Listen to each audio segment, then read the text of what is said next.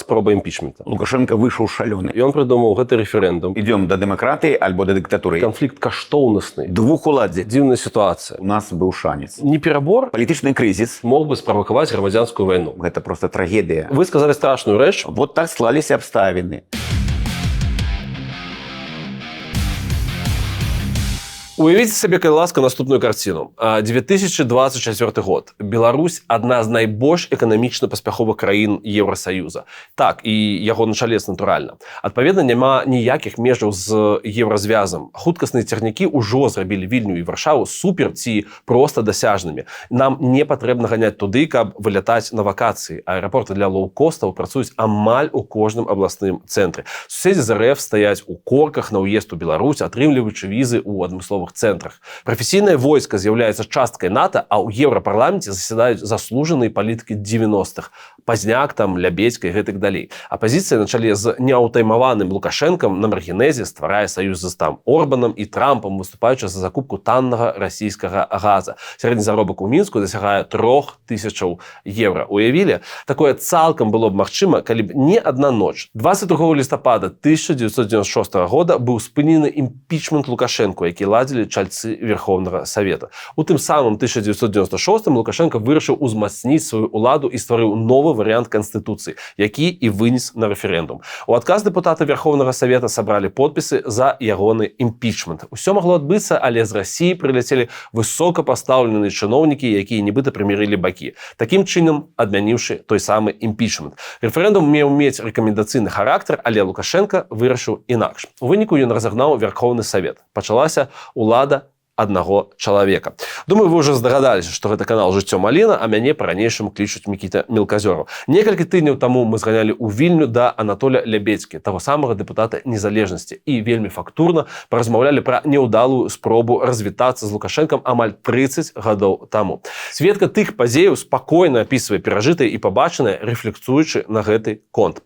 Жыве Беларусь, слава Украіна, пачынаем глядзець, будзе вельмі і вельмі цікава. Як, па-вашаму, тое, што адбылося ў 2020, 2022, вось 2024, праз тое, што мы сустракаемся з вамі не ў Мінску, гэта наступства падзеяў лістападу 1996 ці не? Гэта наступствы 1992 і 1996 гадоў. Давайте тэзісна пазначым, што адбылося ў лістападзе 1996 года. Ну, вот для разумення, каб наши гледачы бачылі ўсю карцінку, я б сказаў бы так, што у найноўшай беларускай гісторыі былі тры магчымасці развіцця падзеяў па-іншаму. Збочыць кудысьці, так, ад Лукашэнкі? Это развароты маглі быць у 92-м годзе, у 96-м і ў 2020-м.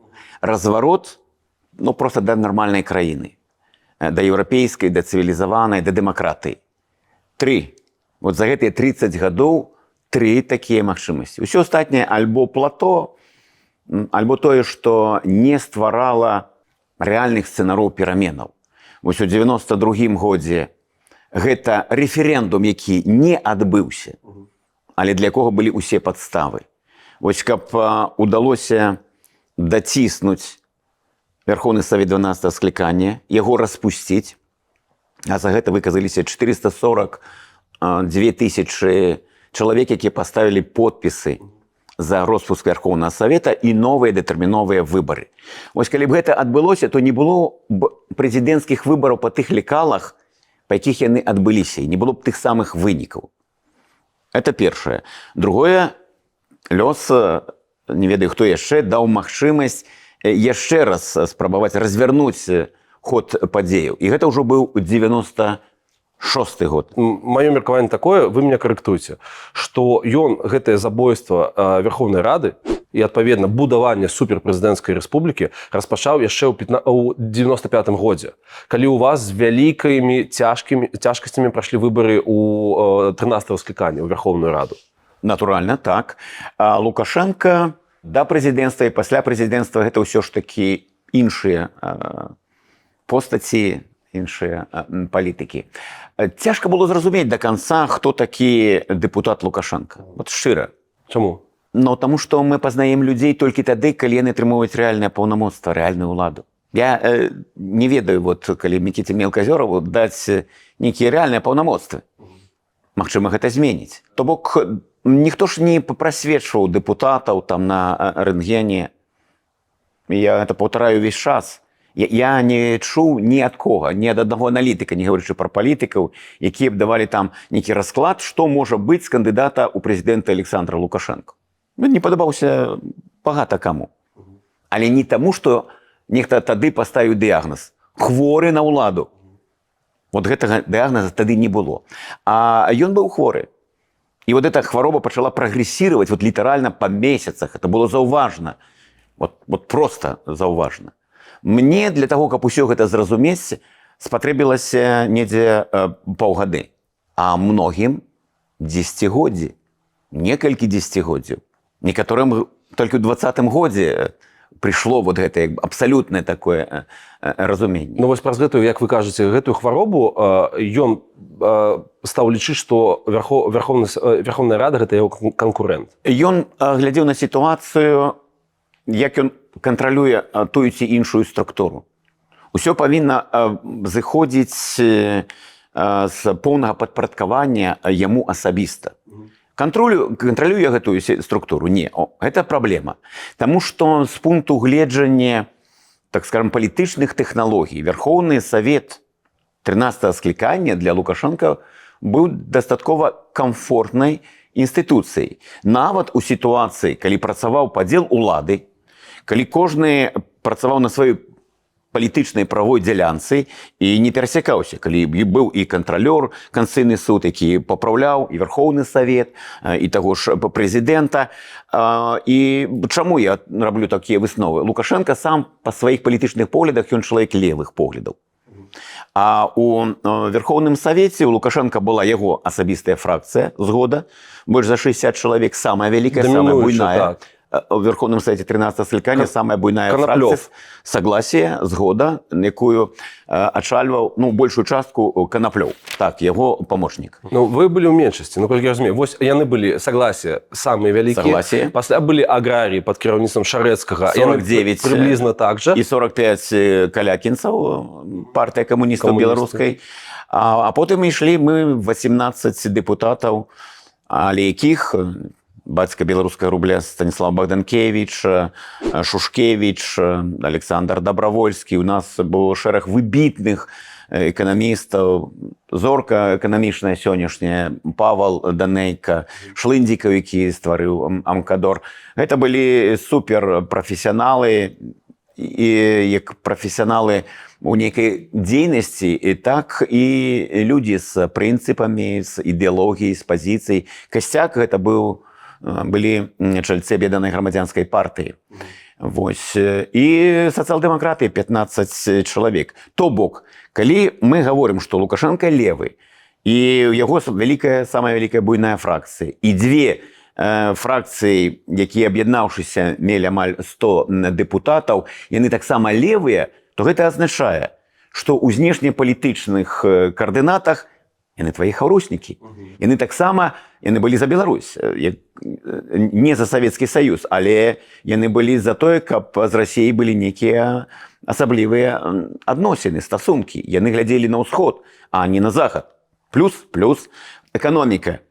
Падзяліць, забраць, нацыяналізаваць, нешта адрэзаць. Тут таксама камфорт. То бок, любы кіраўнік дзяржавы, ён проста быў шчаслівы ад таго, што ў яго там 2/3 падтрымкі па ўнутранай палітыцы, сацыяльна-эканамічнай, і знешнепалітычныя арыентыры.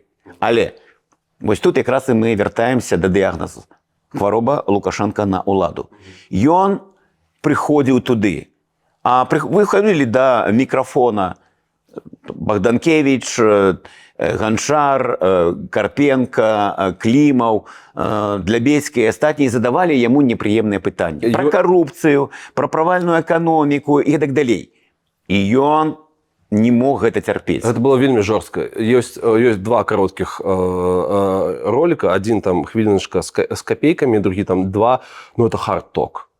Это сапраўды. И реакция у него была такая, он же выходит из себя одразу. Так. И последний вопрос. Учитывая, что народ нас умнее, Как вы относитесь к предложению, чтобы в случае принятия данного проекта Конституции провести одновременные выборы и парламента, и президента Республики Беларусь? Спасибо. Неужели вы меня хотите испугать выборами президента? Ни в коем случае. Хоть параллельно с референдумом, но вы же тоже умный человек. Если будет принят нынешний проект Конституции, это станет Конституцией. Читайте последний раздел, там все сказано. Он исключает ваши предложения.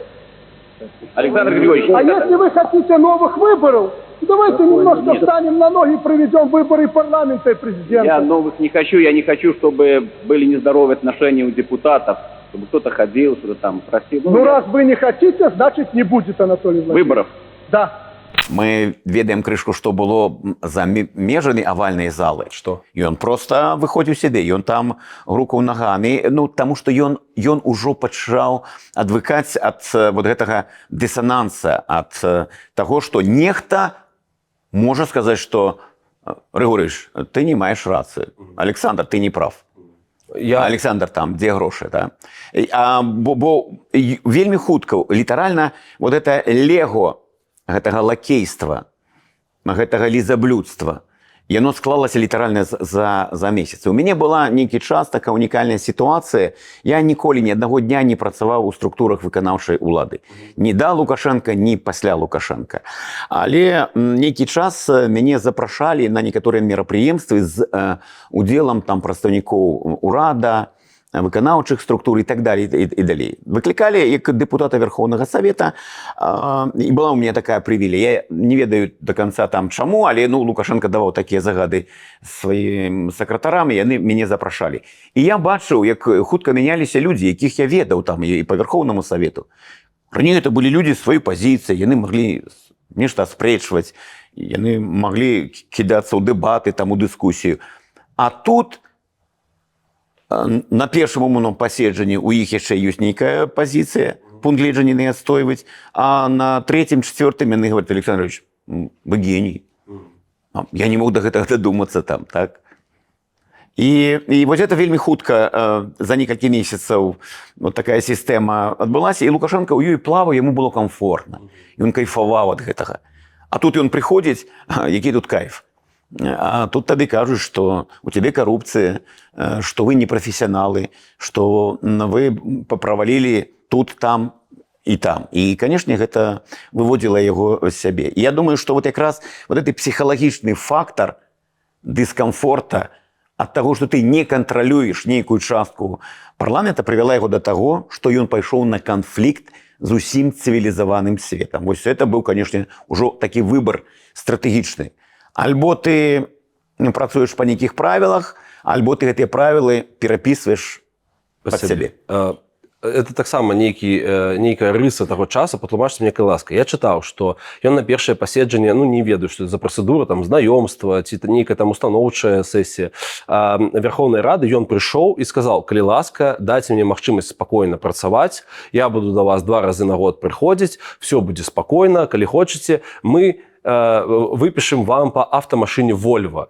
Чаму? Что за фетишизация Volvo? Открутим крышку назад. Вельмі важны один быў момант. Это да таго пра планы Лукашенка і як ён бачыў на сваіх лакатарах Верховны Савет, нават яшчэ не абраны. Лукашенка, ці гэта была яго ідэя, ці хтосьці яму падсказаў з больш дасведчаных людзей і юрыстаў. Але калі у траўні 95-го года прайшлі выбары, абралі, здаецца, 119 дэпутатаў. Гэта было яўна недастаткова для таго, каб легітымізаваць дзейнасць Верховнага Савета 13-го склікання. І тут Лукашенко ініцыюе збор усіх дэпутатаў у будынку парламента, прыходзіць туды і кажа: родные мои, но я крышку так утрирую, але сэнс такі быў. Мы з вами ж вот разом, мы про людей думаем усе, і вы, і я. Глядзіце, там праблемы, тут праблемы, тут праблемы. Не будем мы чакаць, пакуль гэта ўсё завершыцца. Бачыце, людзі не ходзяць, не хочуць, а на жыццё ідзе. Мне трэба рабіць, я звязаны па руках і нагах. Давайте, вось, хаўрус зробім, пойдзем разам, будем рабіць наперад. І некаторыя праглынулі гэта. Ну як же так? Мяне рэальна абралі, ну што я тут сяджу, не магу прымаць законы, уплываць на сітуацыю, прыязджаю ў сваю акругу, людзі кажуць, а я разводжу рукамі, там гавару пра нейкія працэдуры і так далей. Не пракаціла.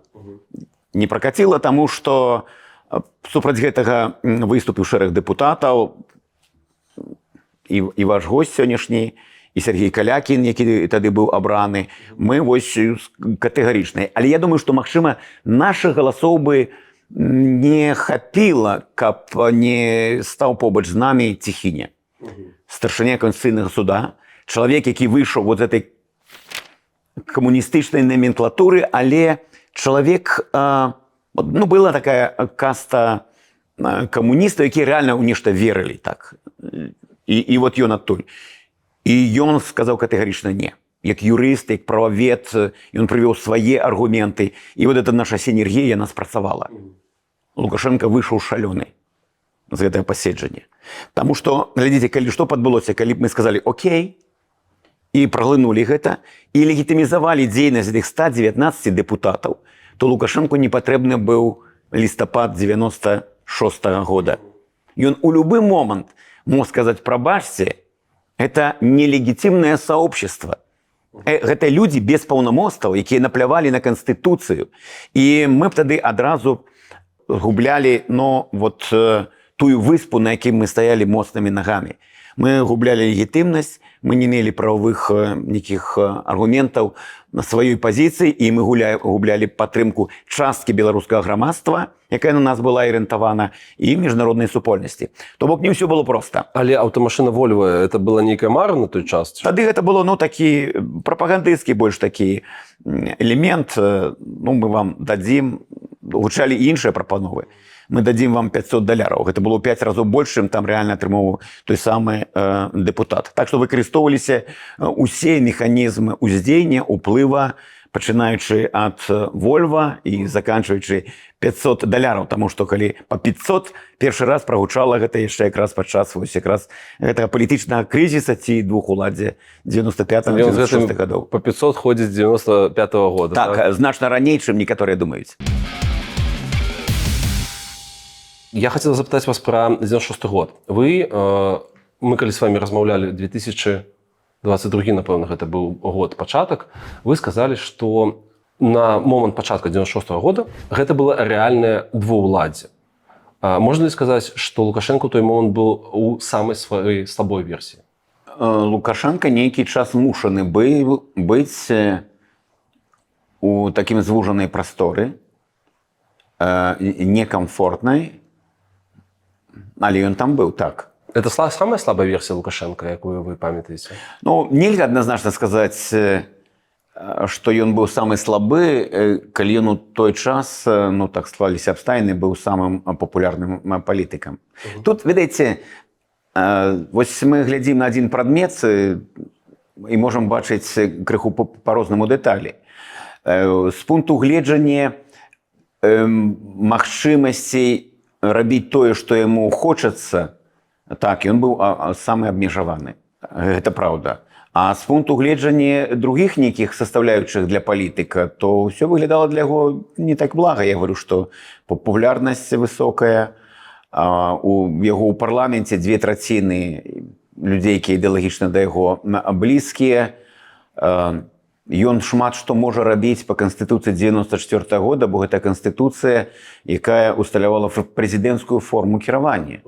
94 год Канстытуцыя – гэта прэзідэнцкая рэспубліка.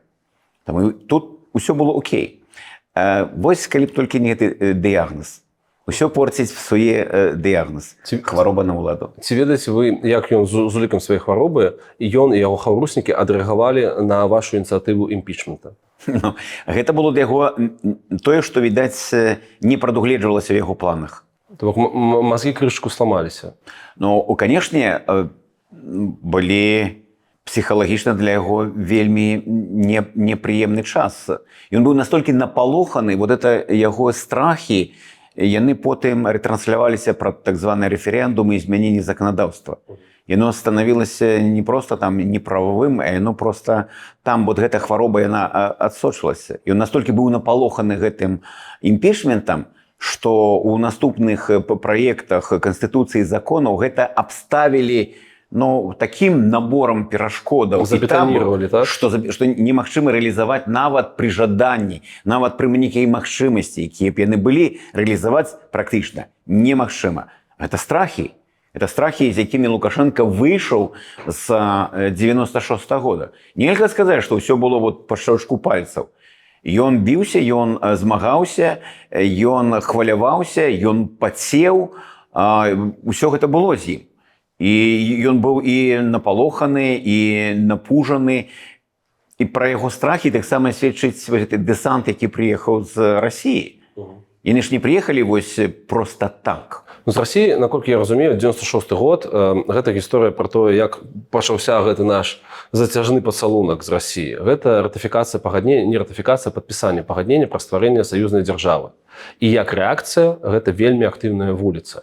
Гэта называецца Менскай весной у нашай гісторыі. Што самае яскравае вы памятаеце з тых пратэстаў? Пратэст? Так. Сам факт яго? Сам факт, так, гэта было... Это уражвае, нават 30-50 тысяч, якія там удзельнічалі. Это і Дзень волі, гэта і дата падпісання так званай саюзнай дамовы і Чарнобыльскі шлях.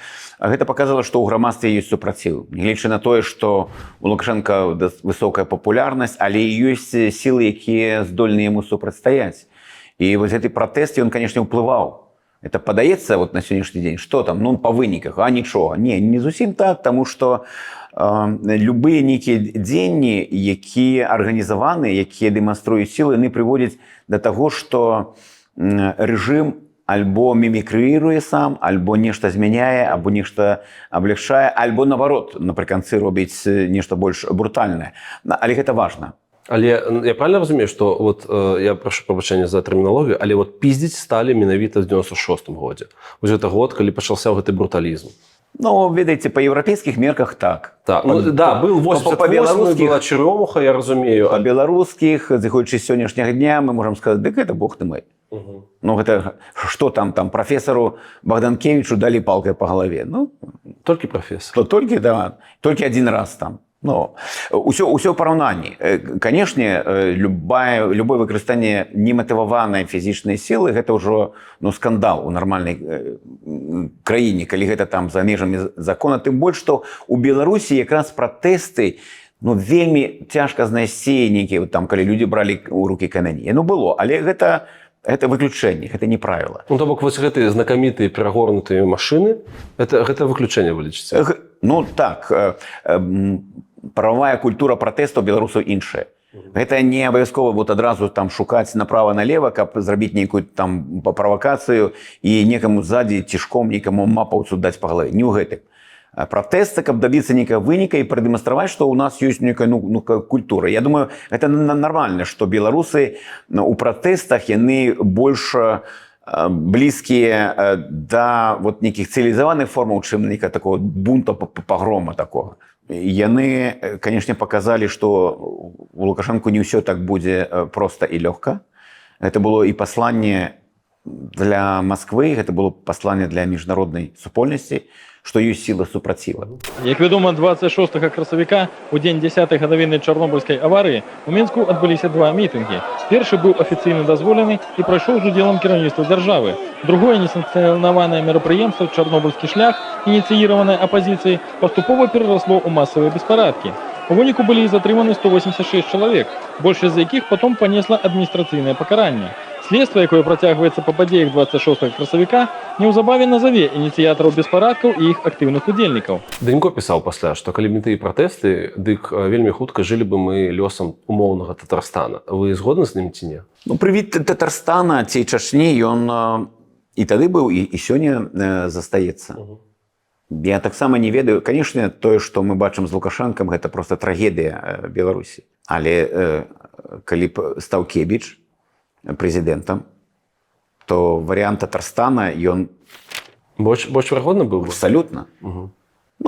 Кебіч не хворы на ўладу. З аднаго боку гэта як бы добра, а з другого боку як бы і дрэнна. Бо ён яшчэ з старой номенклатуры і чалавек, які прывык вырашаць беларускую повестку дня з чамаданам Белавежскай у цягніку Мінск-Масква дзяржплан. Вось, это яго было светапогляд, это было яго бачанне Беларусі ў гэтым сусвеце. І чалавек, якого не трымала нішто, ні амбіцыі, ні дурасць нейкая, каб з гэтай уладай нешта рабіць. Калі мы гаворым пра вот тую саюзную дамову, я зноў жа, можа, зноў пачую, што тут нейкая такая спроба з Лукашенка зрабіць нейкую больш такую раздутую такую фігуру, але я думаю, што вот эта хвароба на ўладу яго матывавала разглядаць Беларусь, ну, реально, як нейкі плацдарм. І яго планы былі, гэта ўсё ж такі Кремль. То бок Беларусь, гэта окей, добра, гэта плацдарм, я яго захапіў, ён у мяне ёсць, але я прыязджаю у Кремль, хожу там па гранавітай палаце, побач са мной ходзіць Ельцин, і подых ветра яго з боку ў бок шатае. А я пасля гэтага еду, я у сэнсе Лукашенка сам сабе думаю, еду там ва Владивосток ці ў Кубань, і там казакі з шашкамі ці маракі мне там просто рукаплешчуць.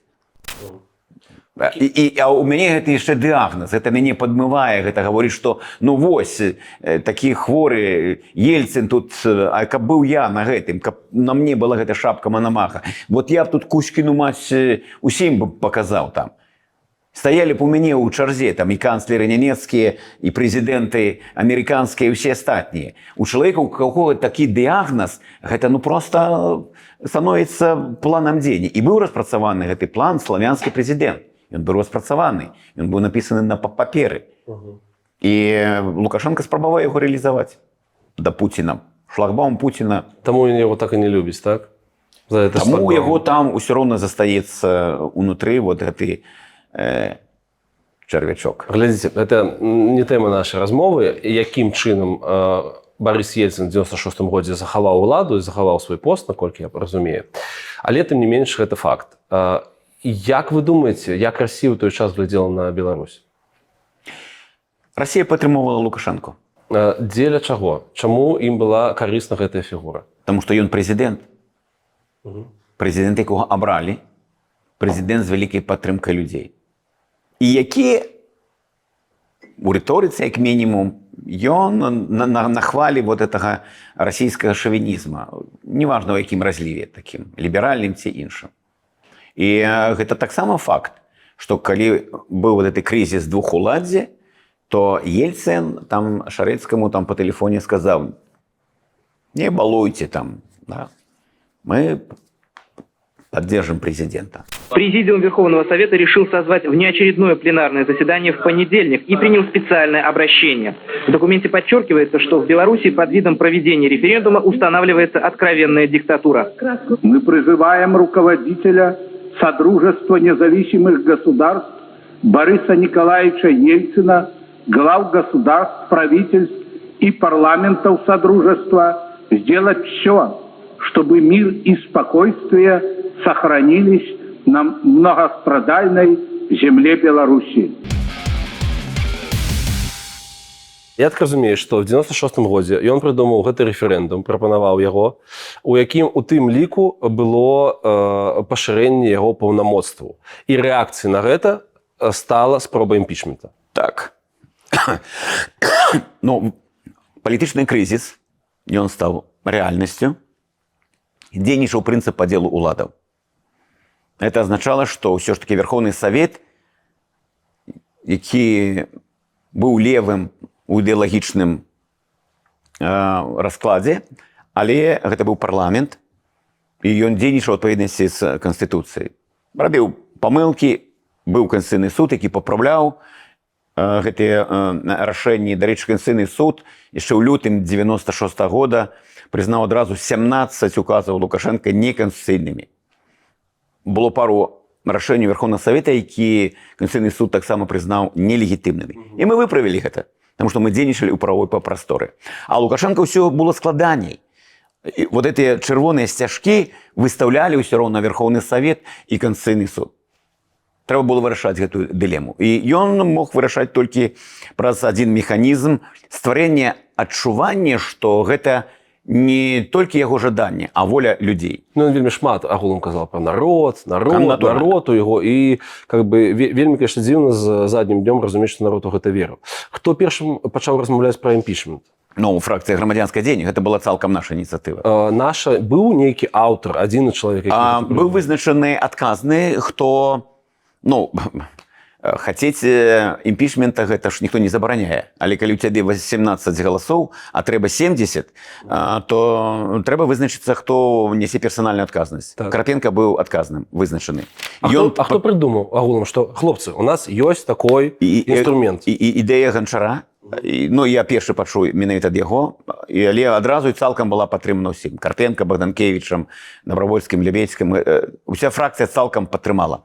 Іншага мы не бачылі. Карпенка быў вызначаны як чалавек, які камунікуе з іншымі фракцыямі. Натуральна, камунікавалі ўсе, хто там мог, але яго это была персанальная адказнасць, і нам удалося уцягнуць у гэты працэс і аграрыяў, і камуністаў. Як гэта все абмяркоўвалася? То бок вы прыдумалі, я не ведаю, як гэта было, кабінет, я не ведаю, футбол гулялі, як заўгодна. Як вы гэта даносілі іншым калегам? Ну, натуральна, першае, што было, гэта кансультацыі з тымі, хто прымае рашэння ў камуністаў і аграрыяў. Это Калякін і Шарыцкі. І кансультацыі прайшлі, яны прайшлі адразу, ну, так скажем, не на адкрытых палянах, не ў публічнай прасторы, яны былі закрытымі, яны былі ў месцах, так скажем, ну, бяспечных. А як гэта адбывалася? Не ведаю, можа, у вас былі нейкія карпаратыўныя, канспіратыўныя кавярні, ці што? Гэта адбывалася па-рознаму. Частка перамоў праходзіла рэальна ў месцах, дзе там пражывалі дэпутаты. Гэта гатэль Мінск і гатэль каля Міністэрства замежных спраў, не ведаю, прэзідэнт отель зараз называецца.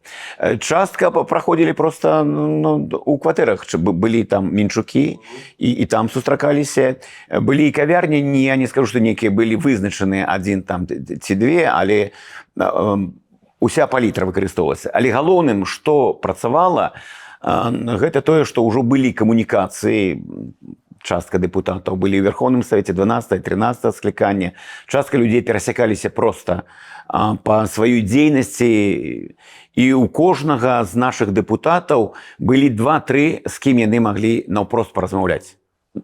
Таму быў узровень, так скажем, больш высокі.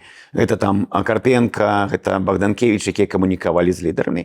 А потым чальцы фракцый размаўлялі, быў складзены спіс, з кім мы размаўляем на гэты конт. Глядзіце, як разгортваліся падзеі.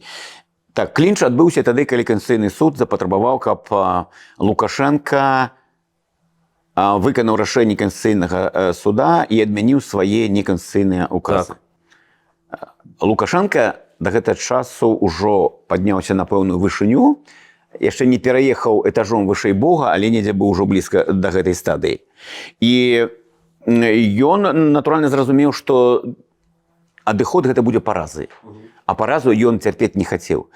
Трэба прыняць да ўвагі, якія былі перавагі ў той час у Лукашенка.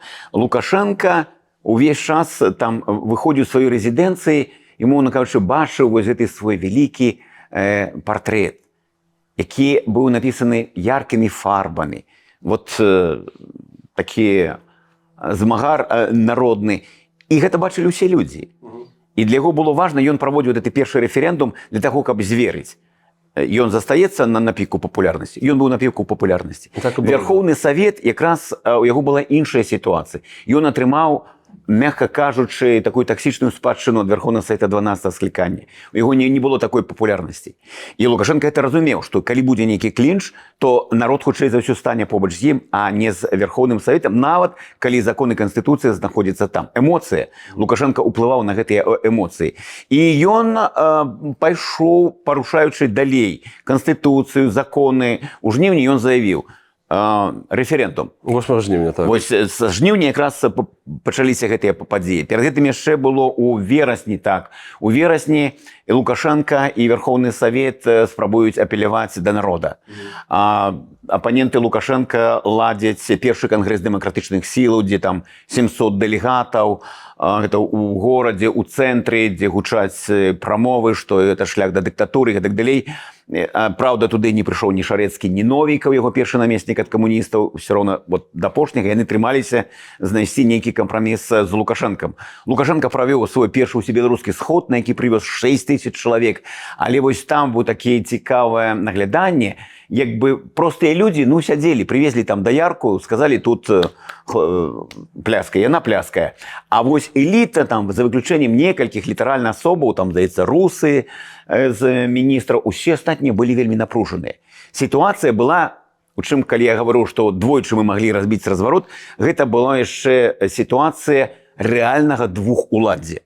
Двухуладдзя, таму што з аднаго боку легітымны папулярны прэзідэнт, а з другого боку легітымны парламент, які абраны людзьмі, і Канстытуцыйны суд. І гэта сітуацыя у галовах номенклатуры, якая заўсёды арыентавалася ўсё ж такі на нейкія правілы гульні, гэта ўносіла хаос. І Лукашенко тады нават зрабіў перапынак на сваім гэтым хурале і прыйшоў ужо да номенклатуры, гледзячы на іх такія пасмурныя твары, сказаў: «Окей, я ведаю, што многія з вас мяне не падтрымліваюць. Таму я кажу, што рэферэндум будзе насіць рэкамендацыйны характар». Гэта была таксама адна з умоў. Лукашенко не мог прызначыць рэферэндум. Гэта не яго кампетэнцыя. Верховны Савет мог гэта зрабіць.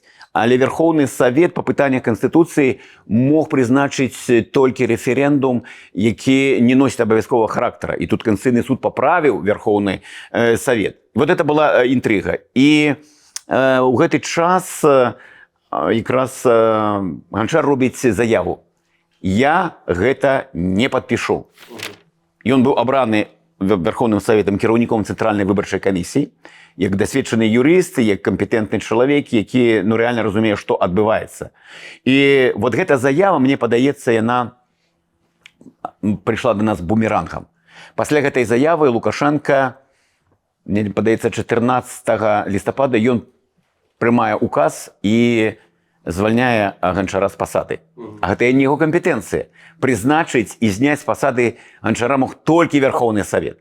То бок, тут літаральна кожны дзень Лукашенко рабіў, парушаў Канстытуцыі і законы. Натуральна, што Канстытуцыйны суд умешаўся, і на наступны дзень 15-го ён адмяняе вот гэта указ Лукашенко аб змяшчэнні Ганчара з пасады кіраўніка, і запускаецца ў гэты час працэдура імпічмента. 18 лістапада Канстытуцыйны суд прымае да разгляду гэты зварот аб імпічменце і прызначае паседжанне на 22 лістапада. Валерий Цихиня сённяшні дзень правёў у сустрэчы спачатку з раніцы з прэзідэнтам краіны, потым са спікерам, а потым ізноў з прэзідэнтам.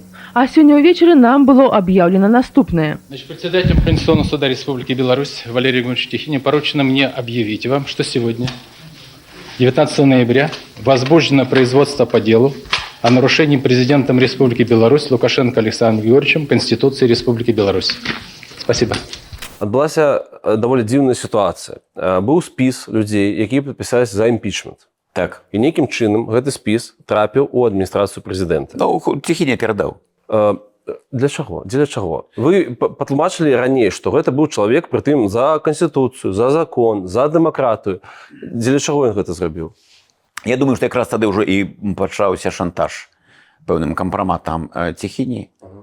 І ён пачаў здаваць пазіцыі. Патлумачце, ласка, як працавалі па мінус 12, наколькі я... Ну, увесь час это мянялася. Нехта выходзіў, нехта заходзіў. Гэта была такая дынаміка. Вось гульня без правіл. Гэта моцны бок нашых апанентаў. Як шантажавалі гэтых людзей? Што вы чулі? Сядзіў на Карла Маркса 38 Шэйман, і да яго па чарзе завозілі дэпутатаў. Усіх? Ну, не ўсіх, канешне. Яны таксама глядзелі. Па-першае, гэта былі людзі з гэтага спіса. Так, можна працаваць ці не, там.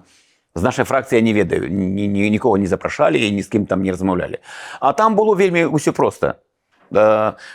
на кожнага ўжо ляжала папачка. І яны зналі слабіну, дзе слабое месца. Камусь говорили, ну, глядзі, там показывали фотографию, якая у тебя пригожая дочка. Выдатница, закончила это самое. Але можа и не поступить. Но альбо говорили, слухай, там, Федорович, у тебе там прадпрыемства, гляди, колькі у тебе там страт. Ну что, ці тебе там звальняць і куды ты там пойдзеш там. Таму выкарыстоўвалі шантаж, выкарыстоўвалі подкуп, давалі нейкую перспектыву. Гэта я не скажу, што спрацоўвала масава, але гэта давала нейкі вынік. Але вот гэтыя дзіркі, яны латаліся, наколькі ўсё было дынамічна. Вот з раніцай мы атрымоўваем інфармацыю, што там, умоўна, там нейкі дэпутат написал заяву, выйшаў, а ўвечары на яго месца мы каптавалі новага. І гэта было такое перацягванне каната, такі палітычны пінг-понг, змаганне за людзей. Было гэта непроста, але мы былі ўсё роўна дастаткова паспяховымі. На 22 лістапада мусіў сабрацца Канстытуцыйны суд, і каб ён сабраўся, працэдура ўжо была запушчана. І яны мушаны былі разглядаць. І тут вот этот десант расійскі, ён якраз быў як такі круг, які быў кінуты у дадатак яшчэ Лукашэнку з Крамля. Пасля таго, як ўсё адбылося, маецца на ўвазе рускі десант, пра які мы будзем там размаўляць, вось тая частка дэпутатаў, якія насілі назву «Согласие», проста адмовілася ратыфікаваць тое пагадненне, якое адбылося. Это был план такі першапачатковы, ці што? Ситуация больш складаная. Фракцыя «Грамадзянскае дзеянне» выступіла супраць гэтага пагаднення. Так. Чаму? Па-першае, ні Шарэцкі, ні Ціхіне не мелі паўнамоцтваў ад Верхоўнага Савета і Конституцыйнага суда нешта падпісваць. Раз. А па-другое, для нас было абсалютна відавочным, што Лукашэнку патрэбна выйграць час, ён на гэта гуляў, а па-другое, умовы гэтага пагаднення яны рабілі пераможцам Лукашэнку. Гэта не быў нулявы варыянт, як пішуць некаторыя. Нуль быў у Верхоўнага Савета, а у Лукашэнкі была адзінка. Там прадугледжвалася, здаецца, 2 ці 3 месяцы на тое, каб была створана супольная канстытуцыйная група, якая выпрацавае праект Канстытуцыі. Рашэнні прымаюцца простай большасцю, а складаецца парытэт 50% ад Лукашэнкі і 50% ад Верхоўнага Савета. Але ў Верхоўным Савеце фракцыя 60 чалавек. І па прапорцыі гэта азначала, што яны заўсёды будуць у большасці. І гэта азначала, што мы адзінае, што можам адцягнуць гэтыя падзеі на 2 месяцы, але калі сёння гэта разглядаецца як антыканстытуцыйны пераварот, як тое, што Лукашэнка і яго атачэнне дзейнічаюць як злачынца, а пасля гэтага гэта будзе разглядацца як абсалютна легітымныя дзеянні. І гэта была параза, гэта было б проста бумеранг, якім бы дабіў бы. Мне не ведаю, пра што б мы сёння там размаўлялі. Сёння я тут магу гадзінамі пералічваць, што дзе было парушана з боку там Лукашэнкі альбо з боку там так званых дэпутатаў, якія яго падтрымалі. Так што вось што было на шалі вагаў. Там пайшла такая інфармацыя, што быццам там і Лукашэнка не быў зацікаўлены, але падкрэсліваю, гэта не быў нулявы варыянт. Строеў, Чарнамырдзін і Селязнёў прыбылі спасаць Лукашэнку. І тое, што было выпрацавана і падпісана, гэта быў інтарэс Лукашэнкі, ён нічога не даваў Верхоўнаму Савету абсалютна. Пішуць шмат у якіх крыніцах, што падзеі, вось уже рэферэндум, які прайшоў, настолькі дэмаралізавалі Ціхіню, у асноўным вось яго пазначаюць, і ўсіх астатніх, што ніякай барацьбы не адбылося.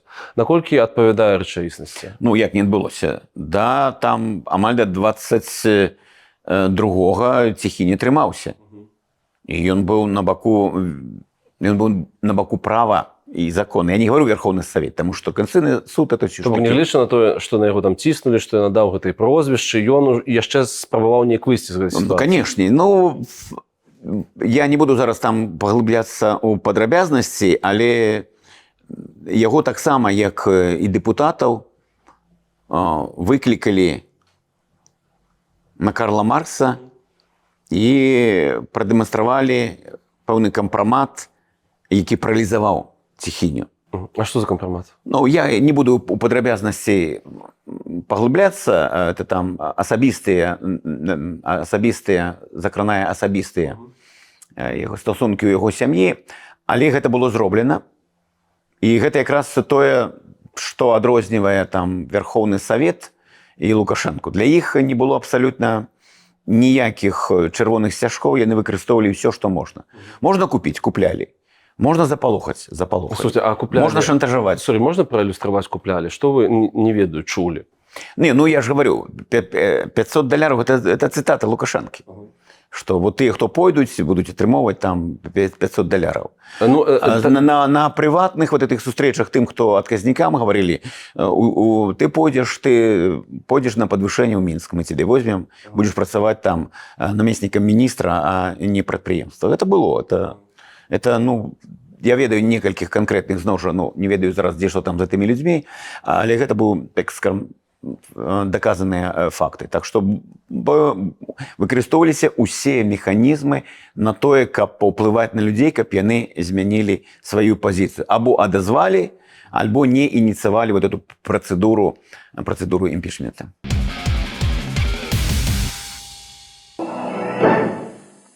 Только что мы получили сообщение, что в Минске приземлился самолет, в котором прибыли российский премьер Черномырдин и председатели палат Федерального собрания Строев и Селезнев.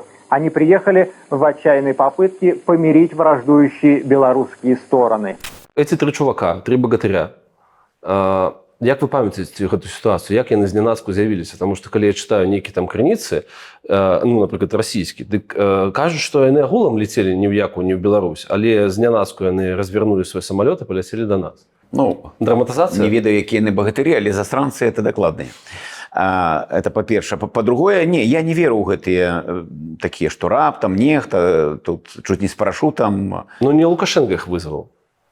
Я думаю, што якраз Лукашенко быў зацікаўлены. Безумоўна. Зацікаўлены. І, правда, тут і на Шарэцкі меў свае нейкія выстраеныя чаканні. Таму што Строев быў яго сябрук. Сябрук. Яны там не ведаю, з адной сельхозакадэміі выйшлі ці не, але ў іх вот это сельскагаспадарчае мінулае, яго іх моцна звязвае. Былі аграрнікамі, вучонамі і гэтак далей. Іх звязвалі цесныя стасункі. Таму там шаптаў у кулуарах, там водзячы пад ручку і мяне, там перад авальнай залай, што не все так потеряно, там шепотом говорил, там у нас там тоже есть поддержка. Я глядзеў на гэта і говорю, якая падтрымка? Ніколі яны не падтрымаюць у гэтай сітуацыі таго, хто іх не выглядае больш моцным. Тое, што зацікаўлены, каб пагасіць гэты канфлікт, ну так, гэта безумоўна. Але тут вот інтрыгі дабаўляла, што у Шарэцкага былі свае разлікі на тое, што Строев гэта сябар, а сябар не кіне ў гэтай крытычнай сітуацыі. Як аказалася, што кинул. Куда ехать в трудную минуту? Конечно, к своему брату. Вот поэтому, собственно, мы и находимся здесь, чтобы общими какими-то усилиями найти более правильные пути выхода вот из того положения, в котором оказалась в настоящее время Белоруссия, наш народ. Але давайте про гэтых трох засранцаў, як вы кажаце. А якая іх была матывацыя? Не, мотивация вельми простая. Приехать з миссией миротворчай. А калі ты приезжаешь, то гэта умацоўвае пазіцыі России внутри Беларуси в целом. Яны ж не приехали на бронетранспортеры.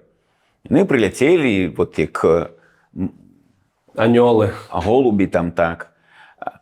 Что там яны зрабілі на плошчы там, да, ідзе нагадзілі, гэта ўжо іншае, это постфактум. Але гэта быў такі расійскі наратыў, гэта быў расійскі інтарэс. Это была фіксацыя, што гэта наша тэрыторыя, што не амерыканцы ж будуць там выступаць пасярэднікамі, не еўрапейцы.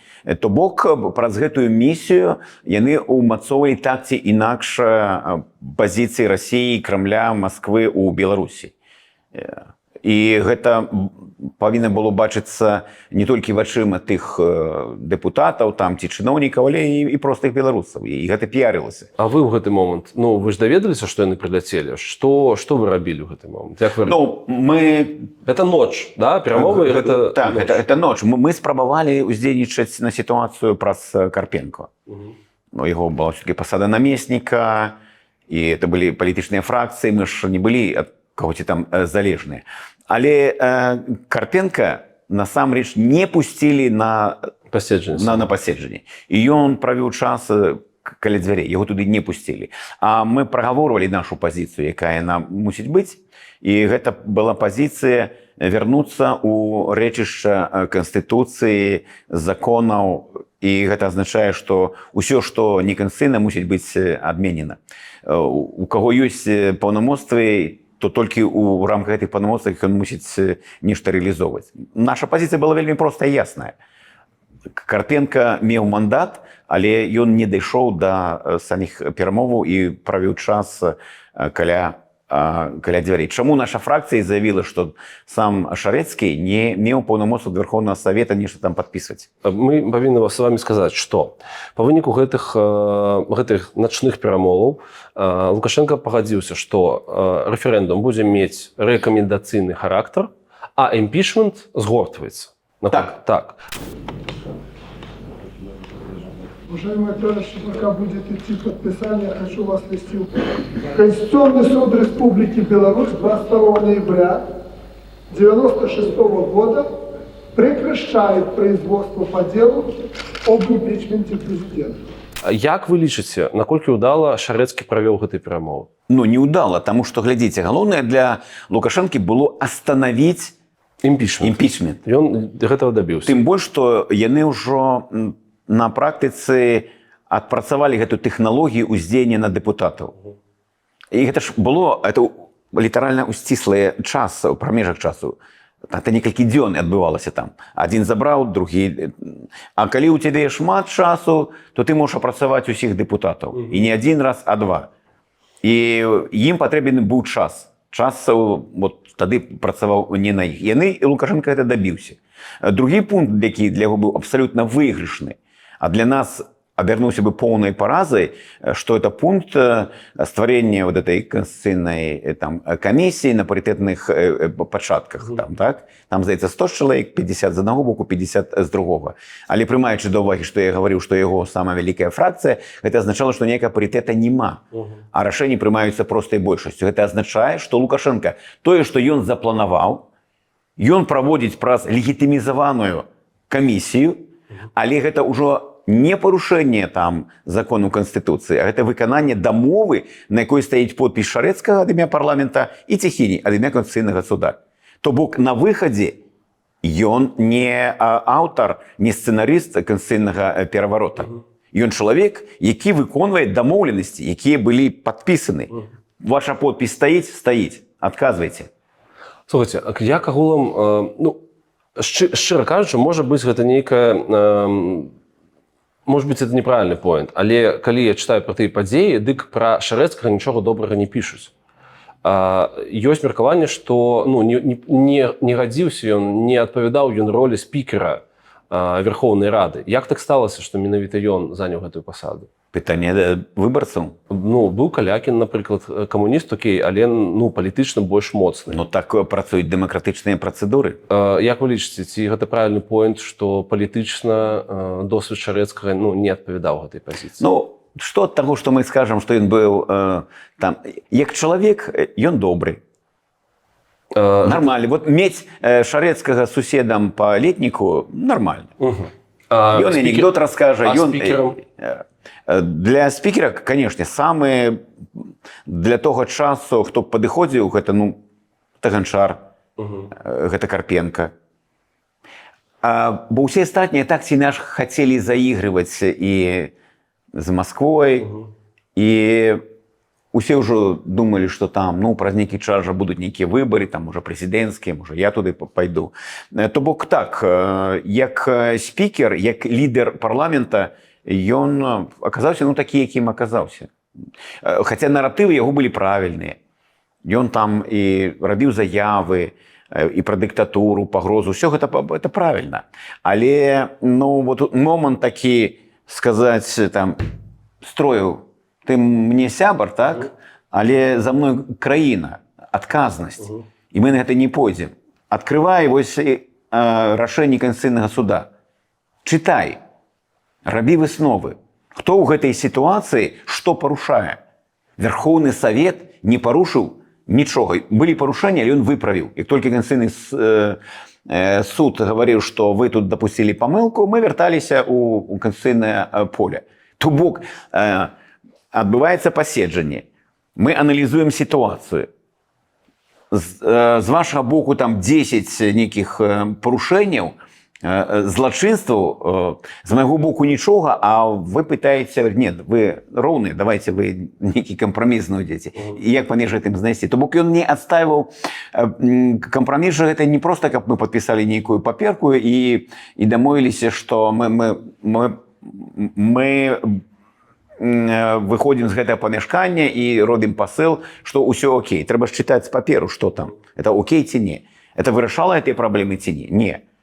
И вот это было запущена такая формулировка нулевой вариант, и это не был нулевой вариант. Я говорю, что... Ну, я правильно разумею, что у вас есть, так бы мовить, профессиональные претензии, профессийные претензии до спадара Шарэцкага, але як человек, он вас задовольняет, таму вы их залагодживаете, этой претензии в формулировках?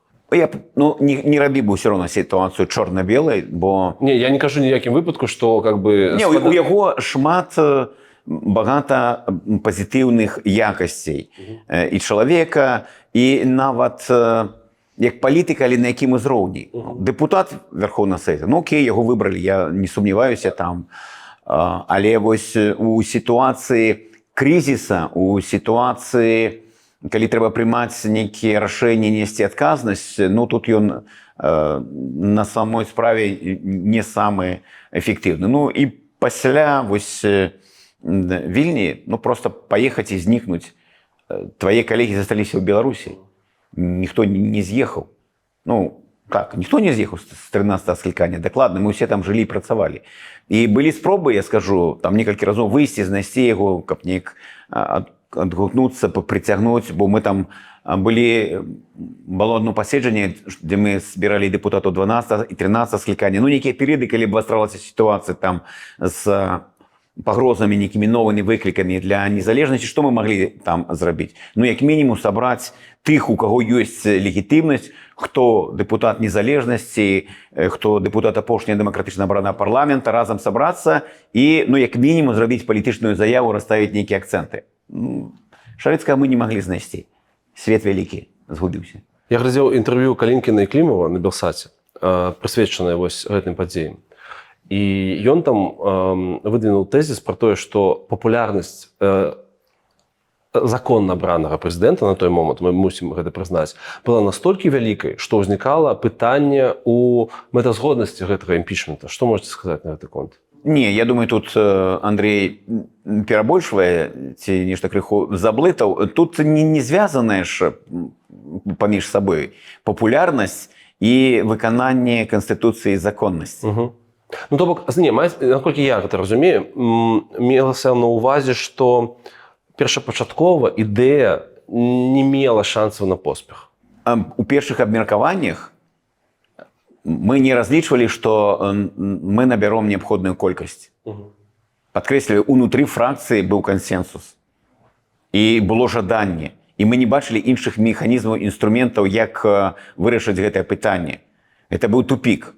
І было зразумела, што Лукашенко будзе ісці да канца. Вот менавіта дзякуючы таму, што ён лічыць, што ён папулярны, што ён можа хутка прымаць рашэнні, што гэтыя там смазлівыя дэмакраты, яны толькі па правілах, а я магу як хачу. Так, у яго гэта было ўяўленне. Ён быў больш дынамічны, больш актыўны, і яго план выглядаў больш рэалістычны. Але калі мы пайшлі у фракцыі камуністаў і аграрыяў, мы атрымалі добры фідбэк. У першую чаргу на ўзроўні Калякіна і Шарэцкага.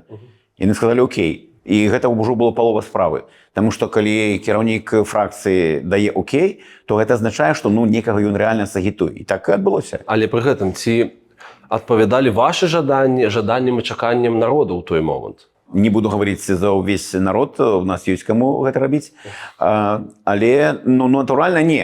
Але тут жа было так, што ёсць прыхільнікі Лукашенка пантаныя, але ёсць велічэзная колькасць людзей, якія ну, не могуць ігнараваць напісанае. Калі напісана, што здымаць старшыню Цэнтрвыбаркама і прызначаць можа толькі Верховны Савет, а не прэзідэнт. Ну, для нармальнага чалавека это зразумела. Трэба быць ужо ну, просто апантаным там, закрыць затычкамі вушы, заплюшыць вочы і сказаць: Александр Григорьевич, я давяраю вам во всем, что вы бы не делали. Таму тут была вялікая частка грамадства, за якое можна было змагацца, і мы гэта рабілі. Спрабавалі. Але пры гэтым кажуць, што спробу імпічмента задушылі беларусы, а не Лукашенко сам. Наколькі вы падзяляеце гэтую кропку гледжання? Задушыў Лукашенко разам з Крамлём. То бок там адпаведнасці, нейкага супадзення цалкам нейкага каштоўнасця Лукашенко і беларусаў на той момант вы ну, не бачыце. Пры тым, што ён быў суперпапулярны. Ну, ведаеце, это логіка такая лукашэнкаўская, такая жулікаватая. Я разумею, але ён таксама пра гэта казаў, і я што хачу намацаць. Сапраўды быў нейкі канфлікт каштоўнасны, умоўна кажучы, Верховнага Савета, які пра дэмакратыю, пра права, і людзей, якія, як вы самі казалі, расчараваліся старым расчараванне, старай роспачы расчаравання праз Савецкі Саюз і пра тое, што вот новыя дэмакраты или дермакраты в фармулёўках Лукашенка нічога новага нібыта не далі. Канфлікт быў каштоўнасны, альбо ідём да дэмакратыі, альбо да дыктатуры. Я яшчэ кажу, што якраз 92-96 год. Гэта праўда. А ўсё астатняе гэта ўжо больш складаная размова. А дзе тут людзі? А людзі тут мы не ведаем до конца. Таму што, ведаеце, была ж фармулёўка яшчэ ад камуністаў і аграрыяў. І вось вы грамадзянін, вы чалавек звычайны, не ангажаваны ў палітыку. І вам даюць ліст, і там напісана: ці падтрымоўваеце вы, каб усе галіны ўлада фінансавалася адкрыта? Канешне. Ну, ёпсель-мопсель, сказаў бы звычайны шараговы беларус. Канешне. А вы за тое, каб кіраўніка вашага раёна вы выбіралі? Это были ваши прапановы. Это не наши, это были Калякін і Шарэцкі. Это две фракцыі ініцыявалі. Мы якраз былі супраць гэтага. Бо гэта дабаўляла ў гэты працэс легітымізавала его, так? Так. І таму гэта не была наша ініцыятыва. Гэта якраз... А яны вырашылі згуляць вось на гэтым чорна-белым такім варыянце. Ну як можа чалавек сказаць вот на гэтыя два пытанні? Там, ці выбіраць уладу, і каб яна фінансавалася празрыста. Здавалася б натуральна. Але што мы бачым на выхадзе? Што там 2/3 сказалі: не, мы не хочам выбіраць нашага начальніка. А не, грошы, да бог з імі. Як яны там палічаць, яны ж разумнейшыя. Мы тут такія небаракі, лакеі і ўсё астатняе.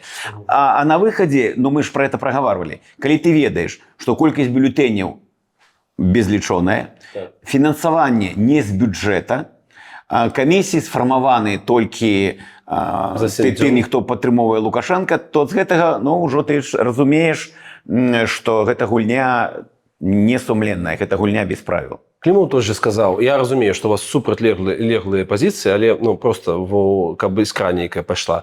І ён сказаў, што гэты імпічмент мог бы справакаваць грамадзянскую вайну. І вы казалі, што вуліца бы падтрымала Лукашенку.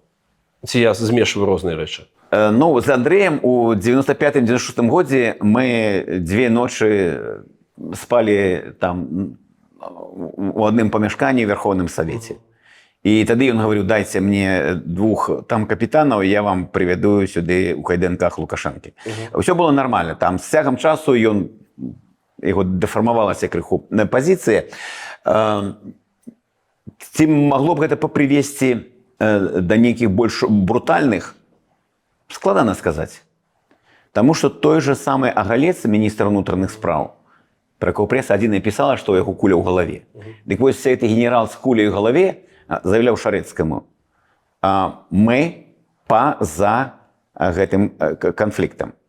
Мы не будем со зброей там стрелять. Это из вуснаў Шарэцкага я зараз ретранслюю. Так. Тым больш, што армія, яна дакладна не пайшла. Маглі б быць нейкія правакацыі з боку вот этих ужо спецструктур, якія пачалі з'яўляцца там каля Лукашенка з нейкім асаблівым даверам, але думаю, што вот этой, чым жа была каштоўнасная гэтая сітуацыя, што з аднаго і з другога боку былі актары ці гульцы з легітымнасцю, што Лукашенко, што парламент, што Канстытуцыйны суд. І гэта я узгадваў ужо, калі Лукашенко сабраў усебеларускі сход першы, там 6 000 чалавек, чыноўнікі яго не падтрымоўвалі. Пра гэта і гаварыў і Лявонаў, які быў удзельнікам гэтага, які там камунікаваў з імі. Ён говорит, все супраць. І Лукашенко, відаць, недзе ў стэнаграме гэта ёсць, там зафіксавана, што ён сказаў, што я кажу, што гэта будзе рэферэндум з дарадчым голасам. Ён хацеў пасланне і сваім чыноўнікам. Залагодзіць. Бо нават яго бліжэйшае атачэнне не было пераканана. І каб ім сказалі, вы за тое, каб заўтра выкарыстаць спецназ са зброй, я думаю, што 100% там урада сказалі б не. Ці могла б нейкія масавыя акцыі пратэста вызваліць гэтую Верховную Раду? На жаль, не. Чаму? Вось тут патрэбны быў больше нейкі доўгі прамежак часу, гэта разжоўванне гэтай сітуацыі. Сітуацыя развівалася дынамічна. Я ж кажу, там 14-го здымаюць Ганчара, 15-го Канстытуцыйны суд яго вяртае, 18-го запущена по працэдура, на 22-го прызначаныя паседжанні Канстытуцыйнага суда, дзе разглядаецца імпічмент, 21-го звальваюцца касманаўты-парашутысты, раніцай у 6:30. Тут чалавек, ты дэпутаты ледзьве паспявалі за гэтымі падзеямі. А звычайнаму чалавеку вельмі цяжка. А 90% радыё ты ўключаеш і ты чуеш, што яны хочуць разбалансаваць эту сістэму, яны не даюць новому маладому прэзідэнту, вяжуць па руках і нагах, а ён хоча тут пабудаваць для нас шчасце і гэтак далей. Таму вот сказаць, што там народ пайшоў бы абараняць Верховны Совет, не. Не. Сегодня решается судьба фактически моей страны. Я считаю своим долгом прийти здесь, поддержать президента. Как вы относитесь к идее референдума? Положительно. Я считаю, что это довольно демократичный шаг со стороны президента. Его упрекают в том, что он диктатор какой-то, фашист или делают из него чудовище. На самом деле сам факт того, что мы сегодня можем высказать свою волю на референдуме, это является лучшим подтверждением того, что сегодня у нас в стране действительно демократический режим. Як так адбылося, што ваша Верховную Раду 13-го склікання пасля рэферэндума фактычна неяк супераператыўна, суперхутка знішчылі? І не хутка знішчылі. Это не адпавядае рэчаіснасці. Наадварот, якраз, здаецца, 27 лістапада, ужо пасля завяршэння рэферэндума, які прайшоў з велічэзнай колькасцю не проста там нейкіх недапрацовак, памылак, а гэта былі это бервяно у вока. Вы ведалі Ярмошыну да таго, як яна замяніла Ганчара? Не, канешне. А хто яе ведаў? Сядзенькая чыноўніца там у Бабруйску, маленькім пакойчыку і нешта там піша. Чаму менавіта яна? Вы разумееце? Зараз я разумею, чаму. Не, пасля таго, што яна зрабіла, але да таго, былі ж нейкія якасці, па якім там яе абіралі? Абіралі, таму што была прапанова, што мусіць быць нейкія рэгіёны, нейкія людзі там. Галоўнае была, каб юрыдычная адукацыя, нейкі такі досвед, але заўсёды на чале там калісьці стаялі нейкія дасведчаныя людзі, там, як той же Абрамович, вельмі такая складаная фігура, але як юрыст вельмі прафесійны, бліскучы, ці той же самы Ганчар. А там напаўненне, яно ўжо там не патрэбна было адпавядаць нейкім суперякасцям, не патрэбна было быць там прафесарам, доктарам юрыдычных навук, мець там 20 навуковых публікацый і так далей. Таму вот узялі і там з Бабруйска, з гарвыканкама, з юраддзела.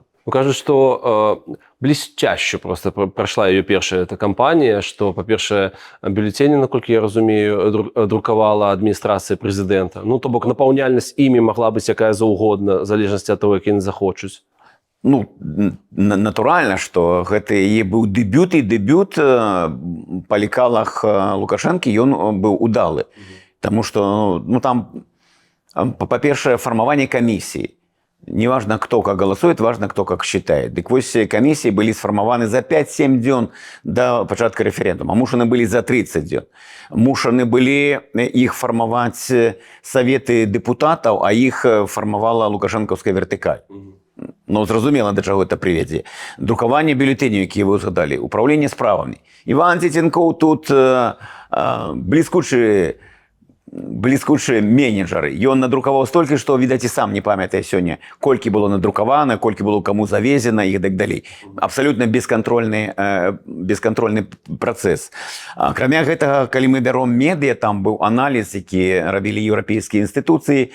Усё было пад Лукашенко. 92%, там 90 радыё, там 92 тэлевізія. Усё працавала на Лукашенка, замбіявала людзей. Ну і да таго Лукашенко быў суперпапулярны. Калі гэта яшчэ дабавіць інфармацыі, то зноў жа зразумела.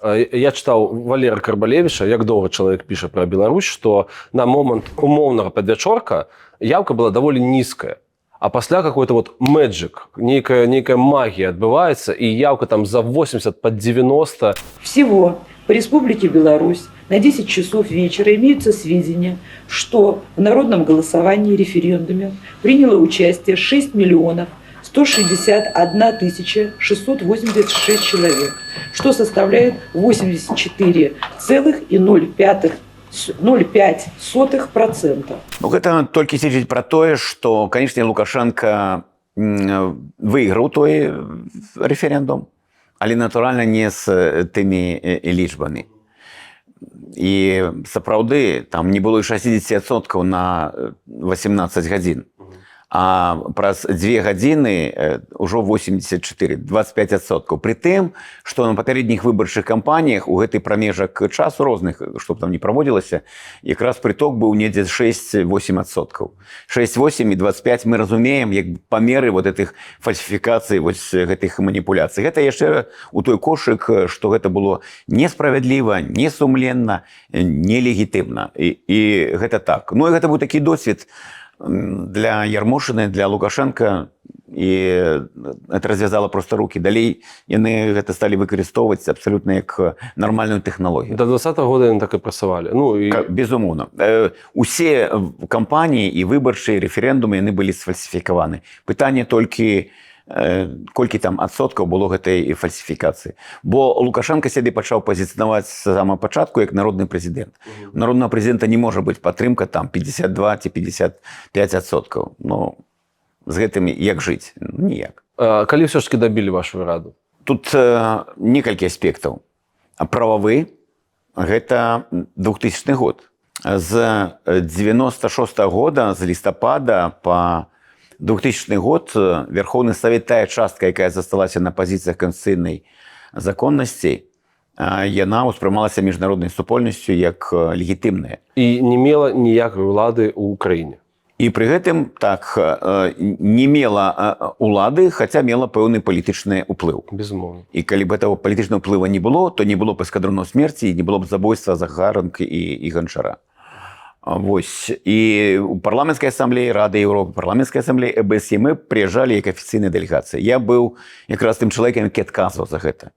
І гэты прамежак часу, ён для нас быў абсалютна паспяховы, выніковы, таму што мы дабіліся самае галоўнае дэлегітымізацыі. Гэта нішто не было прызнана, і гэта як зафіксавана было, яно доўжыцца і па гэты час. З палітычнага пункту гледжання скажу, што калі забілі Ганчара, калі з'ехаў Шарэцкі, то Верховны Совет прызначыў мяне быць каардынатарам Верховнага Совета ўжо пасля 2000 года. З таго часу, мы это не на гэтым не рабілі ніякі піар, але мы перыядычна збіраліся і захоўвалі, як супольнасць. Апошні раз мы сабраліся у 2020 годзе, і Верховны Совет, там каля 20 депутатаў, яны прынялі заяву ў падтрымку Святланы Ціхановскай. Это была апошняя сустрэча Верховнага Совета 13-го склікання. Чаму мы не самараспускаліся? Таму што ў Канстытуцыі 94 года ёсць многія беларусы, што лічаць, што адзіная законная Канстытуцыя гэта 94 года. Дык вось там ёсць артыкул, зараз не ўзгадаю, але ён датычыць паўнамоцтваў Верхоўнай Рады. Паўнамоцтвы Верхоўнай Рады працягваюцца да таго часу, пакуль не абраны новы склад парламента. А ці з'явіўся пасля Верхоўнага Савета 13 склікання парламент? Не, таму, калі з прававога пункта гледжання паўнамоцтвы дэпутатаў Верхоўнага Савета 13 склікання працягваюцца па дзень сённяшні. Гэта калі гаварыць языком права, то гэта так, на сённяшні дзень. Я вам казаў да кадра, што ёсць відэа, вельмі красамоўнае, мне падаецца, відэа. Я, на жаль, не ведаю, што гэта за чалавек. Ён кажа, што людзі, якія гатовы з вас, з дэпутатаў 13-го склікання Верхоўнай Рады, працаваць у новай палаце прадстаўніцелей, праз 20 хвілін сустрэча з Александром Лукашенко дзесьці там на Карла Маркса. І прыходзіць Карпенко, толкает его, говорит, иди на Карла Маркса. Еще раз подчеркиваю, здание Карла Маркса 40. Через 20 минут собрание депутатов сейчас продолжает работу. Через 20 минут, пожалуйста. Значит, что-то за депутатское собрание у нас ни в Конституции, ни в законах нету. Значит, еще раз говорю, ну перестаньте же вы на Карла Маркса.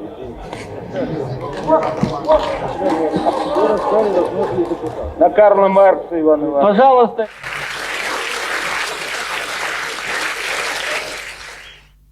Я не говорю о том, что мы там кого-то должны выкинуть. Ни в коем случае. Есть закон. Работать хотят, пожалуйста, пусть присоединяются к сессии и работают. Ну, па-першае, вельмі круты Карпенко. Па-другое, ну, паўстала штосьці, што было патрэбна Лукашэнку, так? Нейкі вось такі цацачны, марыянетачны парламент. Паўстала, але зноў жа зрабілі яны незаконна, а па-бандыцку. Таму што вот так, здаецца, 27 лістапада якраз адбылося размежаванне, вось запрасілі, а да гэтага, да 27 частка дэпутатаў засядала ў авальнай зале Верховнага Савета, а другая на Карла Маркса. А частка блукала паміж імі. Вот туды-сюды. Ну, это таксама ментальнасць, адметнасць беларусаў. Можа так, а можа гэтак. Вот яны туды-сюды хадзілі. А калі ўжо патрэбна было вызначацца, то 60 дэпутатаў сабраліся якраз у авальнай зале, а 103 дэпутаты з іх вось праз прымус, подкуп і ўсё астатняе 103 дэпутаты сабралі на Карла Маркса. І яны зрабілі заяву аб роспуску Верховнага Савета. Але гэта пшык. Таму што для таго, каб распусціць Верховны Савет, патрэбна 2/3. І ім яны не дабралі 30 дэпутатаў. Ну і вот з усіх вось такіх рашэнняў неправавых, неканстытуцыйных, такіх бандыцкіх, такіх жулікаватых і сатканы ўвесь гэты працэс. Таму для нас апеляцыя да таго часу, яна ў прававым плане, у маральным, яна заўсёды такая моцная, грунтоўная. Але па выніках, на вялікі жаль, вось этой другая магчымасць разварота ў бок дэмакратыі, яна не атрымалася. 92 год мы прайгралі, і 96 год мы прайгралі. І гэта адклала наступныя магчымасць аж да 2020 года. Вы казалі ў сваіх інтэрв'ю, што Лукашенко перамог праз неверагодную матывацыю да ўлады. Гучыць крышачку дзіўна, таму што вы ж былі яго апанентамі, і у вас таксама была нейкая матывацыя, то бок яна была недастатковай, ці як? Расшифруем, што такое матывацыя Лукашенка. Вы пра хваробу зараз будзеце. Хвароба на ўладу. І гэта велічэзны допінг, ведаеце? Велічэзны допінг. Што датычыць нас, то мы ўсё ж такі збіраем вот гэтыя пазлы там. Быў Карпенка, быў Ганчар, быў Богданкевич, у якіх была вельмі высокая матывацыя. А былі другія дэпутаты, якія паміж Карла Маркса і авальнай залай. І аўтамашыны Вольва. І аўтамашыны Вольва. Всё як у жыцці. Тут я не хачу тут гаварыць, што гэтыя героі там, а гэтыя абсалютна... Ну, так атрымалася. Так атрымалася, што дэмакратыя, яна мае свае перавагі, але яна мае свае слабыя месцы перад дыктатурай. Плюс яна марудная, наколькі я разумею. Хуткасці ёсць праблема. Хуткасць, ёсць нейкія межы. Мы не выходзілі за рамкі, за межы Канстытуцыі. А калі выходзілі, Канстытуцыйны суд нас папраўляў, мы вярталіся назад. А Лукашенко выходзіць, яму было напляваць. Ён нават выдаў указ аб абавязковасці выканання сваіх неканстытуцыйных указаў, якія ён прыняў. І яго да рэферэндуму яго не прынялі. Конституционный суд, наколькі я разумею. Не, Конституционный суд вот вызначыў, вот гэтыя указы ваши там нелегітымны. А Лукашенко прымае указ. Сваёй вертыкалі ўсім чыноўнікам лічыць, што рашэнне Конституционного суда для вас нічога не варта, вы абавязаны выконваць незаконныя мае указы. Но мы не маглі так працаваць. Для нас гэта было табу, гэта быў чырвоны сцяжок. А для іх гэта окей. Мы не маглі шантажаваць там ні ціхіню, ні дэпутатаў, там, якія, напрыклад, нас не падтрымалі. Ніхто гэта не выкарыстоўваў. Мы не маглі гэта рабіць. Гэта дэмакратыя, а дыктатура можа гэта рабіць. Вынік такі, які ёсць. 96-й год парадзіў эскадроны смерці, неканстытуцыйны пераварот. І наколькі там да 2020 года нават магчымасць некую інтрыгу, што мы можам пайсці ў іншы бок. Это кошт, это цана, якую мы заплацілі. Вы кажаце, што кошт на момант 96-го году быў бы ніжэйшы, чым кошт, вось, вы казалі это, калі не памятаеце, 21-м, ну, вось, на 24-м. Зараз кошт вышэй, за тое, каб вернуць дэмакратыю. Канешне. Можна перавесці з метафарычнага на чалавечы? Тады былі забіты Карпенко, Ганчар, Захаренко, а зараз забіты ўжо десяткі людзей. Вось вам і кошт.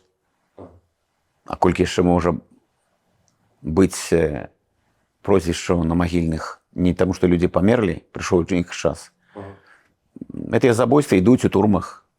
Гэтыя забойствы могуць быць заўтра, паслязаўтра. Это кошт.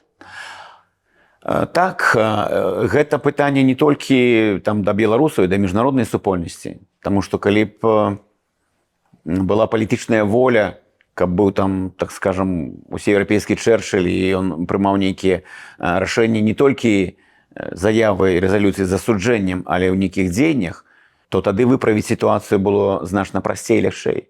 З кожным разам гэта зрабіць было ўсё цяжэй і цяжэй.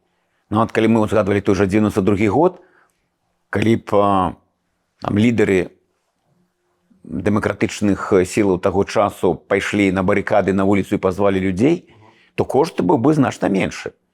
Таму што тады не была створана вот гэта чалавека ненавісная усеагульная сістэма, якая ёсць зараз. У 92-м годзе не было Азаронкаўшчыны, не было Крапенкоўшчыны. А зараз яны ёсць. І зараз шлях да пераменаў будзе больш цяжкі, больш складаны і больш трагічны. Да таго, як я задам наступнае пытанне, у меня просьба, падпішыцеся, калі ласка, наш канал. Гэта будзе вельмі карысна, безумоўна, калі для вас бяспечна. Спідар Анатолій, такое пытанне. Вы падаеце Лукашэнку як вельмі стыльнага злодзея, нібыта з бандзіаны, вось яны малявалі такіх людзей, якія ведаюць усё на 5 крокаў наперад і гэтак далей. Не перабор, ці я гэта так успрымаю, што вось нібыта ён з 95-го года все зразумеў, што ён хоча, бах-бах-бах, гэтых столкнул Верховную Раду, вэч, гэтыя слабыя, все прасунул і гэтак далей. Ну, мы ж з вами імкнемся зрабіць рэалістычную рэтраспектыву, а не просто падаць нейкія свае хацелкі. Ну, вот і мне падаецца, што вы его геніем падаёце, нет? Не, які ж это геній. Як можа быць бандыт, чалавек без прынцыпаў, без ідэалогіі геніем? І ён абыгрывае ўсіх людзей, якіх мы ставім на свой палітычны іканастас. Карпенка, Ганчар. А Сталін, а Гітлер?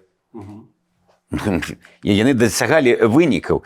Для мяне геній той... Для мяне геній у нейкім сэнсе Гельмут Коль, так? Таму што ён быў 16 гадоў пры ўладзе праз дэмакратыю.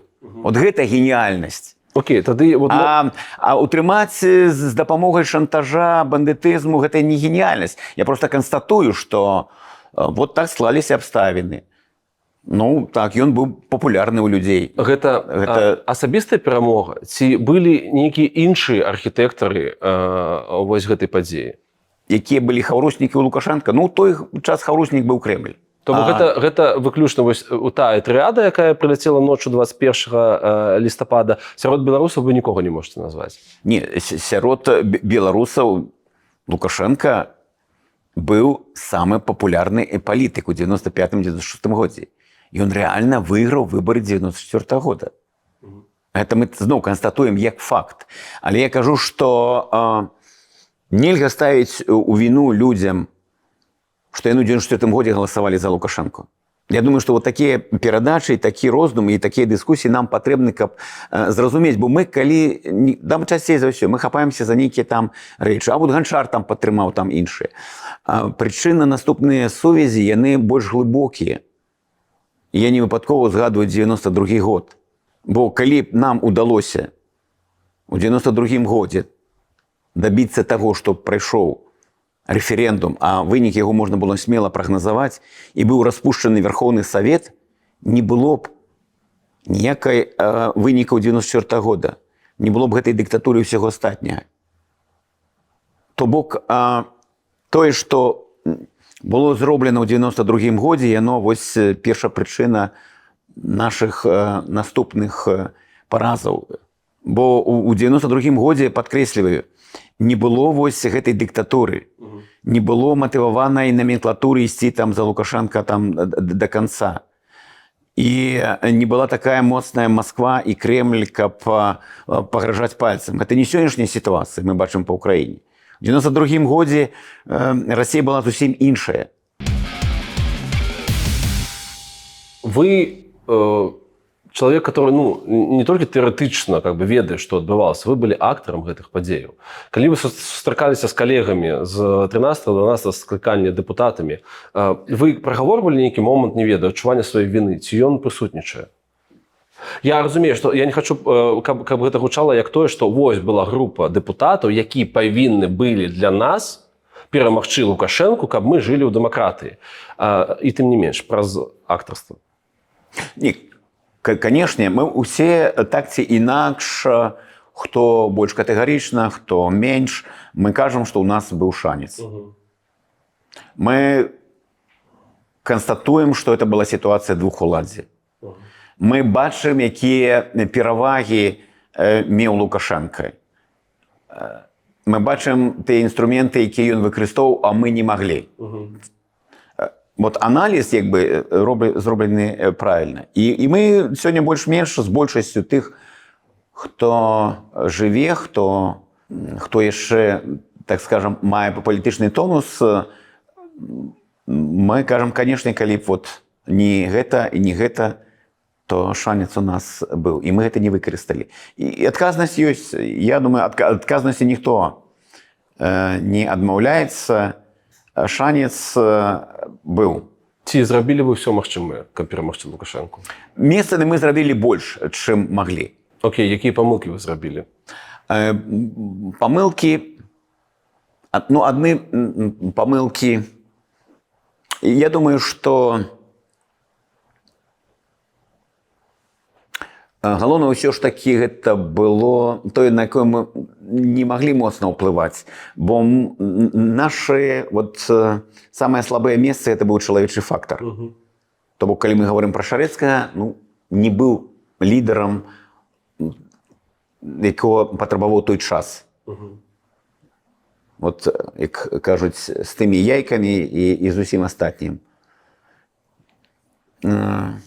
Зноў жа чалавечы фактар, не было б гэта кампрамата з стихійней, застаўся б ён цвёрдым.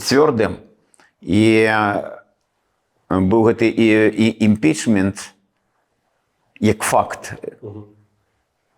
Як з ім жыць Лукашенка было б вельмі цяжка. Я дапускаю, што ён бы там усталяваў бы, можа, раней гэтую дыктатуру у таком выглядзе, як сёння. Але магчыма, што ў кожнай дыктатуры таксама ёсць нейкія сваё жыццё. Яна таксама памірае. Магчыма, калі б ён усталяваў эту дыктатуру больш жорсткую тады, яна проста там яму, можа, ў 2002 там і памерла. То бок ён бы, можа, сціснуў гэты час. Я не думаю, што ён бы адкруціў цалкам назад, хаця, магчыма, уздзеянне Расіі магло б прывесці да такога, яны перасэнсавалі, што Верховны Савет аказаўся больш моцным гульцом, чым яны там разлічвалі, а Лукашенко выглядае такім абсалютным ізгоем, што яго падтрымоўваць там Ельцыну это правакаваць вельмі моцнае абвастрэнне адносінаў з захадам, і гэта вот фактары ціску. Магчыма, яны заставілі тое, што Лукашенко задавіў бы ў сабе вот гэтую хваробу, падсадзіў бы сябе на нейкія дэмакратычныя таблеткі і нейкі час трымаўся. Але зноў жа, гэта мы зноў гаворым пра сцэнары, якія б усё роўна праз нейкі час вярнулі б, відаць, праблему у той якасны стан, у якім мы сёння. Мне падаецца, што Лукашенко, пакуль ён ёсць такі, які ёсць, з гэтым дыягназам, з гэтай хваробай, гэтая боль, гэтая пакута, гэтыя нервы для Беларусі застаюцца. І можна параўнаць той шок, стрэс, іспуг, па-руску кажучы, які перажыў Лукашенко ў 2020 і ў 96-м? Так. Ну, вы сказалі страшную рэч, што 96-й год закруціў яго вось гэту вот людажэрнасць, справакаваў яе, магчыма. Ну, страшна... Это вынік страха, так. Страшна думаць пра 20-й. Ну, мы бачым тое, што мы бачым. Нема ніякіх падстаў для масавых рэпрэсій, а канвеер працуе. Даюць перадыхнуць суботу і нядзелю, і то не кожны. Падкрэслю, ніякіх падстаў няма.